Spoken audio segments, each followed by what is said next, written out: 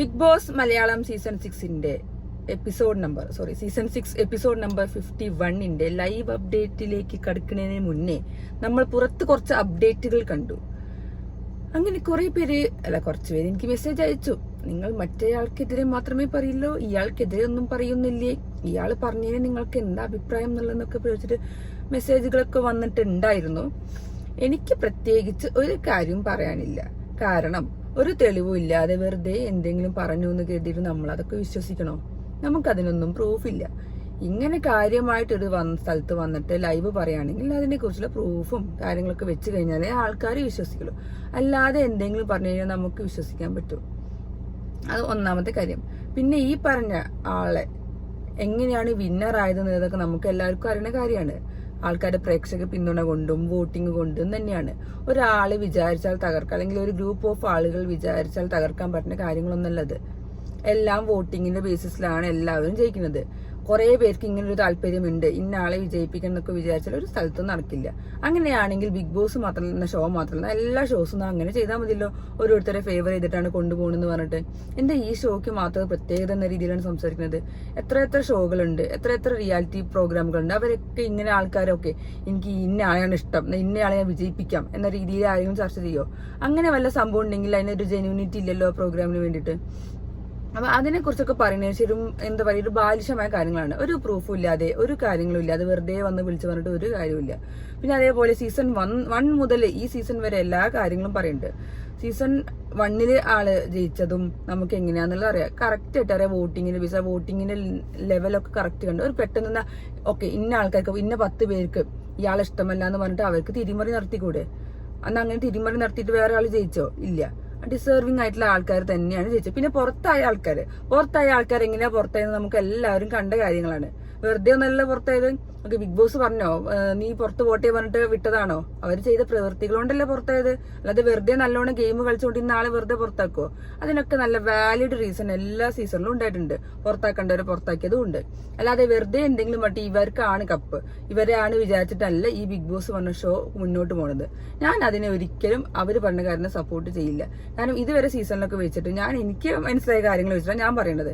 ഇനി എന്റെ കാഴ്ചപ്പാട് ചിലപ്പോൾ തെറ്റാവാം എന്ന് കമന്റ് ബോക്സിൽ കാണാം. പക്ഷെ ഞാൻ എന്റെ കാര്യം വെച്ചാൽ പറഞ്ഞത്, എന്റെ ഒരു അറിവിൽ വെച്ചിട്ട് ഇങ്ങനെ ഒരു സംഭവങ്ങളൊക്കെ വെറും എന്താ പറയാ, അല്ലെങ്കിൽ പ്രൂഫും കൊണ്ടുവരണം. ഇന്ന സമയത്ത് ഇന്ന ചെയ്തു, ഇന്ന കാര്യങ്ങളാണ് ഉള്ളത്, അതുകൊണ്ടാണ് ഇങ്ങനെ ആയതെന്നൊക്കെ പറഞ്ഞിട്ട് പ്രൂഫും കൊണ്ടുവരട്ടെ. അപ്പൊ നമുക്ക് വിശ്വസിക്കാം. പ്രൂഫ് അല്ലാത്ത കാര്യങ്ങൾ നമ്മൾ പറഞ്ഞിട്ട് ഒരു കാര്യമില്ല, വെറുതെ വിളിച്ച് പറയാന്നുള്ളത്. പിന്നെ അത് വെച്ചിട്ട് വേറെ പലരും കണ്ടന്റ് ഉണ്ടാക്കാനും മറ്റേ എന്താ പറയാ, അവര് പറഞ്ഞത് ഇപ്പൊ സത്യമായില്ലേ, നീയാണടാ സത്യം, നീയാണടാ മുത്ത് എന്നൊക്കെ പറഞ്ഞിട്ട് കമന്റ്സ് കിട്ടാൻ വേണ്ടി പ്രതീക്ഷിച്ച ആൾക്കാരൊക്കെ ഉണ്ട്. എന്തായാലും അതങ്ങനെയാ വഴിക്ക് പോട്ടെ. എനിക്ക് എന്തായാലും ഇതിനെ കുറിച്ചൊന്നും ചർച്ച ചെയ്യാൻ താല്പര്യമില്ല. ഇനി നമ്മൾ സായി വരട്ടെ, സായി വന്നിട്ട് നമുക്ക് കാര്യമായിട്ട് ചോദിക്കാം എന്തൊക്കെയാണ് അവിടെ ബിഗ് ബോസിൽ നടക്കുന്നത് എന്നുള്ളത്. അപ്പൊ നമുക്കൊരു ക്ലാരിറ്റി ഉണ്ടാവുമല്ലോ, ഐഡിയ ഉണ്ടാവുമല്ലോ. പിന്നെ ഈ പറഞ്ഞ കോൺട്രാക്ട് എന്നൊക്കെ പറഞ്ഞ പോലെ കോൺട്രാക്ട് എല്ലാ സീസണിലും ഉണ്ടാവുന്നതാണ്, എല്ലാ ഷോനും ഉണ്ടാവുന്നതാണ്. നമ്മളിപ്പോ ഒരു ജോലിക്ക് കയറുകയാണെങ്കിൽ നമുക്ക് കോൺട്രാക്ട് ഇല്ലേ?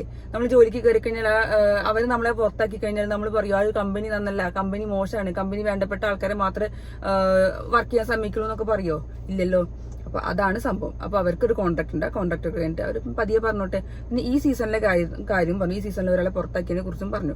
എനിക്ക് എന്താ ഇതൊന്നും പേര് പറയാൻ താല്പര്യം, വെറുതെ നിങ്ങളുടെ പേര് പറയേണ്ടി ചെയ്തിട്ടാണ്. ഈ സീസണിൽ ഒരാളെ പുറത്താക്കിയ കാര്യം പറഞ്ഞു. ആ സീസണിൽ അയാൾ എന്താ കാണിച്ചത് നമ്മൾ ടിവിയില് ലൈവില് കണ്ടതാണ്. ഇതിനപ്പുറം ചിലപ്പോൾ കാണിച്ചിട്ടുണ്ടാവും, അതൊന്നും കാണിക്കാൻ പറ്റാത്തതുകൊണ്ടാവും.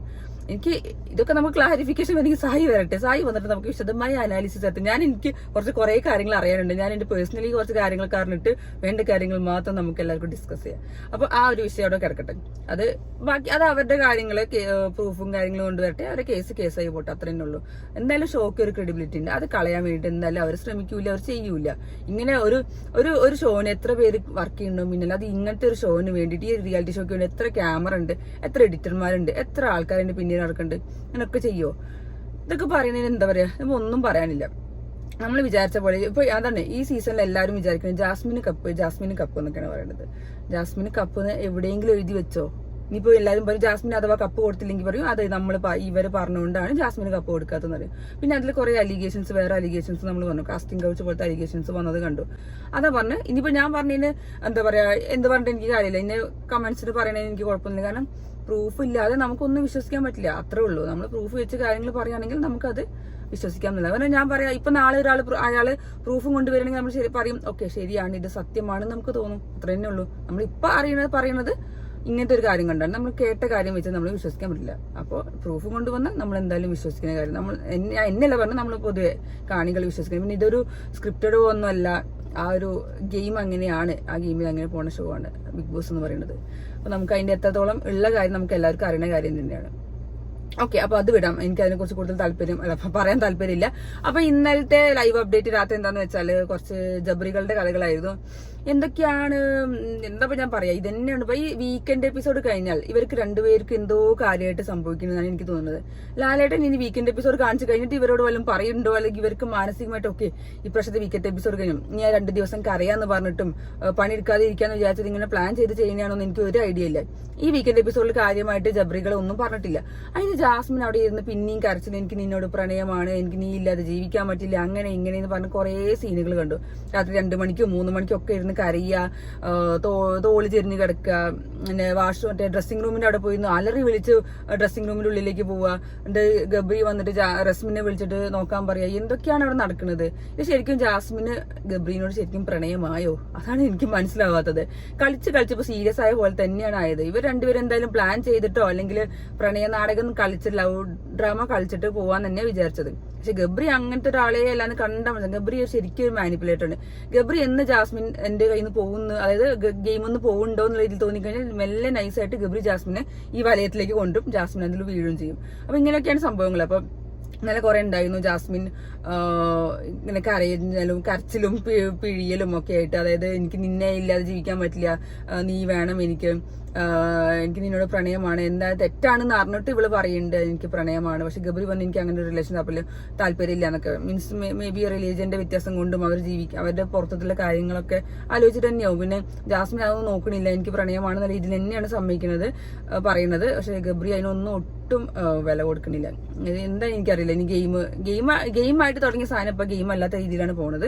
അപ്പൊ നമ്മൾ പറഞ്ഞ പോലെ തന്നെ നമുക്ക് ഡ്രാമയാണെന്ന് തോന്നി. പക്ഷെ പിന്നെ ഇങ്ങനെ കാണുമ്പോൾ ഇതൊക്കെ സത്യമാണോ എന്ന് തോന്നുന്നു. കാരണം ഫസ്റ്റ് ഹാഫ് 100 എപ്പിസോഡിലെ ഫസ്റ്റ് ഹാഫിൽ ഫുൾ ലവ് ഡ്രാമയാണെങ്കിൽ ഇപ്പോൾ സെക്കൻഡ് ഹാഫിൽ ബ്രേക്കപ്പ് ഡ്രാമ കളിച്ചുകൊണ്ടിരിക്കുകയാണ്. അപ്പോ അത് ഡ്രാമയാണോ? എനിക്ക് ഡ്രാമ നമുക്ക് 90% ഡ്രാമയാണെന്ന് തോന്നുന്നു. പക്ഷെ ജാസ്മിന്റെ ഇന്നലത്തെ കാട്ടിക്കൂട്ടലും കരച്ചിലും പിഴിയലൊക്കെ കാണുമ്പോൾ ഇത് എല്ലാ വീക്കെൻഡ് കഴിഞ്ഞാലും ഒരു സ്ഥിരമുള്ളതാ. അതായത് സൺഡേ അതായത് ഇന്നിപ്പോ മൺഡേ ആണല്ലോ. അപ്പോൾ ഇന്നലെ ലൈവ് എന്ന് പറയുമ്പോൾ ഇന്നലത്തെ എപ്പിസോഡ്. അപ്പൊ ഇന്നലെ സൺഡേ പൊതുവെ എല്ലാ സൺഡേയിലും ജാസ്മിൻ ഒരു നേർച്ച നേർന്നുകൊണ്ടുകൊണ്ട് ഞാൻ ഇന്ന പേരും പറഞ്ഞിട്ട് കരയും തന്നെയുള്ളൂ. പിന്നെ 2-3 ദിവസം പണിയെടുക്കണ്ട. അപ്പൊ അങ്ങനെ അവർ നൈസായിട്ട് അത് ഒഴിവാകും. അപ്പൊ അങ്ങനെ ഒരു സംഭവം കഴിഞ്ഞു. പിന്നെന്താ അതാണ് മെയിൻ സംഭവം ഉണ്ടായിരുന്നത്. ഇന്നലെ രാത്രി ഫുള്ള് ഉണ്ടായിരുന്നതും. പിന്നെ ഇന്ന് പിന്നെ എന്താ വെച്ചാല് നമ്മള് പവർ ടീമിന്റെ സംഭവം അത് എനിക്ക് ഭയങ്കര ഇഷ്ടപ്പെട്ടു. പവർ ടീമില് മോശമാണ് ഇന്ന് കാണികളുടെ അഭ്യർത്ഥന പ്രകാരം 2 പേര് പുറത്താക്കണം എന്ന് പറഞ്ഞു. അങ്ങനെ അവർ ഡിസൈഡ് ചെയ്തിട്ട് ഗബ്രീനെയും ഋഷീനെയും അവര് പുറത്തായി, അവരെ ഇറങ്ങാന്ന് പറഞ്ഞു. എന്നിട്ട് ബാക്കി ആരൊക്കെ വേണമെന്ന്, അതായത് പവർ ടീമിൽ കയറാൻ ആരൊക്കെ താല്പര്യമുണ്ട് പറഞ്ഞപ്പോൾ ആദ്യം നന്ദൻ എണീച്ചു, പിന്നെ ജിൻഡോ ജാസ്മിൻ എന്തായാലും എണീക്കില്ല. അവർക്ക് എങ്ങനെയെങ്കിലും നോമിനേഷൻ ഫ്രീ ആയിട്ട് നിൽക്കണം, പവർ ടീമിൽ കയറണം, പണിയെടുക്കാതിരിക്കണം. അത് മാത്രമാണ് അവർ ഉദ്ദേശം.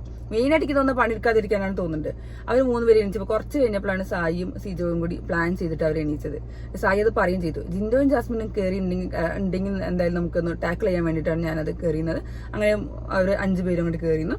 പിന്നെ അവർക്കൊരു ടാസ്ക് കൊടുത്തു. സംസാരിച്ചിട്ട് അവരെ അങ്ങനെ ഡിസ്കഷൻ നടത്തിയിട്ട് ആരെ പുറത്താക്കുന്നത് ഫസ്റ്റിനെ ടാർഗറ്റ് ചെയ്തത് ജാസ്മിനെയാണ്. അങ്ങനെ ജാസ്മിൻ പുറത്തുപോയി.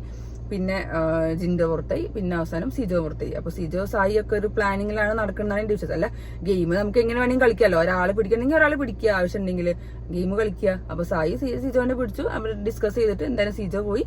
അങ്ങനെ സായിയും നന്ദനിയും പവർ ടീമിൽ കയറി. അപ്പൊ നല്ലൊരു അടിപൊളി പവർ ടീം ആക്കാൻ വേണ്ടി ബിഗ് ബോസ് നല്ല കാര്യമായിട്ട് പറയുന്നുണ്ട്.